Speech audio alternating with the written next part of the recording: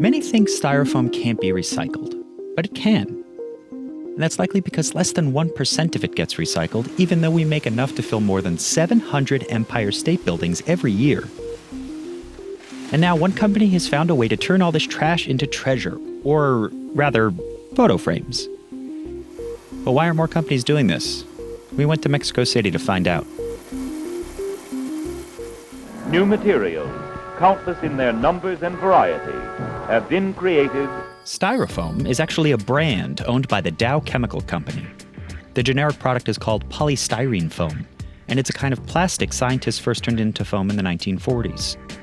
Today, it's estimated that this kind of foam takes up about 30% of the world's landfills. A company called Renueva has found a way to make money recycling this cheap product. Corporations pay Renueva to handle their polystyrene waste, and regular people can drop off their own at the company's facility. It also hosts collection efforts like this one at a local university. All told, Hector and his team handle 16 metric tons of plastic per week.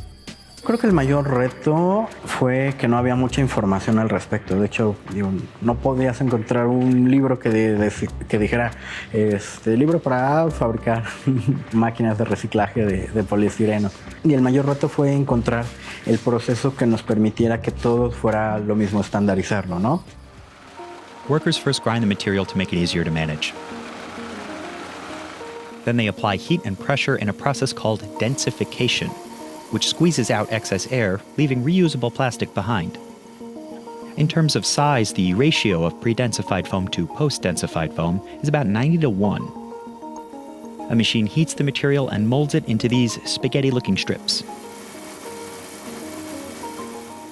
The company uses a chemical that's a bit like antifreeze to cool the strips, and finally a machine dices them into rice-sized pellets. Renueva sells these pellets to companies like Marcos y Marcos, which turns them into frames. The process is actually pretty similar to Renueva's. You heat the pellets, mold them, and then assemble and decorate the frames accordingly. Hay marcos que requieres 45 vasitos de unicel para hacer un marco tamaño carta. Entonces, realmente se aprovecha bastante bien. This factory can process 6 tons of raw material per day and has actually recycled some of its own old frames. Different companies use Renueva's pellets to make heels for shoes and to make more foam. Renueva is working on making plates and cutlery, but first it needs to make sure the recycled plastic is safe for food. That's because polystyrene foam could pose some health risks. Scientists have found that foam containers are generally safe to eat off of, but some chemicals can transfer into your food or drink, and they can be harmful over a long period of time. And breathing in foam particulates is dangerous. The International Agency for Research on Cancer says one of the main components of polystyrene is a probable carcinogen, though the EPA hasn't classified it as such. Hector and his team are realistic. They know this kind of plastic isn't going anywhere soon. So their solution to waste relies on a circular economy. Reduce trash by reusing it. Problemática con muchos plásticos es la falta de unión de eslabones entre fabricantes, distribuidores, usuarios y recicladores. Most recycling facilities don't handle polystyrene foam, and as a result, many people simply throw the product away. Renueva has outreach programs to let people know the product can be recycled.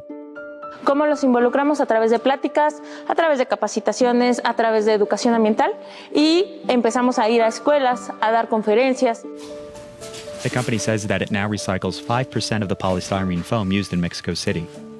But we were unable to independently verify that fact. Pues lo que queremos es que la gente esté educada para que todos sepan que el material se recicla y más que eso, que todos tengan esta conciencia de que si lo utilizas, tienes que hacerte cargo de lo que utilizas. Renueva has recycled 1,200 metric tons of foam since its founding in 2014, a small fraction of the amount produced worldwide every year. That helps explain why everyone isn't copying the Renueva model. Styrofoam and similar products are cheap, in part because more than 90% of them is just air. It makes them very light, but also means you need a lot to make recycling profitable. They're also often covered in food waste and can break apart really easily, which makes them tough to process. There are a few similar facilities that run on the Renueva model, like this one in China. or the Canadian company Styrogo, which uses mobile trucks to densify polystyrene foam on site. But many people around the world are pushing to simply end the use of foam rather than figure out how to recycle it.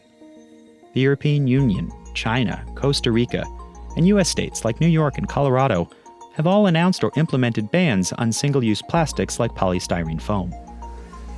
Mexico City banned single-use plastics starting in 2021, but that doesn't include polystyrene foam. So the product is everywhere, and it fuels the Central de Abasto, one of Mexico City's largest wholesale food markets. Descargamos un camión o 2 camiones al día de este producto de unicel. Food vendors like Irene depend on that product's low price. Los vasos, todo es mucho más económico. El biodegradable se disparan los precios. That's why plastic bans don't always have the intended effects. Al contrario, hay un impacto ambiental un poco grave, porque este impacto lo que hace es que la ley no va enfocada al consumo, va enfocada a la sustitución de la mercancía. Cuando tú sustituyes una mercancía es, ya no consumo plástico, pero ahora consumo papel. The supports run wave's main idea, that single-use plastics should be recycled. According to Hector, the solution to all the plastic sitting in our landfills is to use the plastic sitting in our landfills. And any environmental action that doesn't make economic sense isn't realistic. No se habla de desarrollo sustentable en muchas políticas públicas o temas de este estilo porque solo se enfocan al medio ambiente, pero dejan desprotegida a la sociedad y a la economía. Y la realidad es que pues, no podemos nadar contra la corriente de salirnos de un esquema económico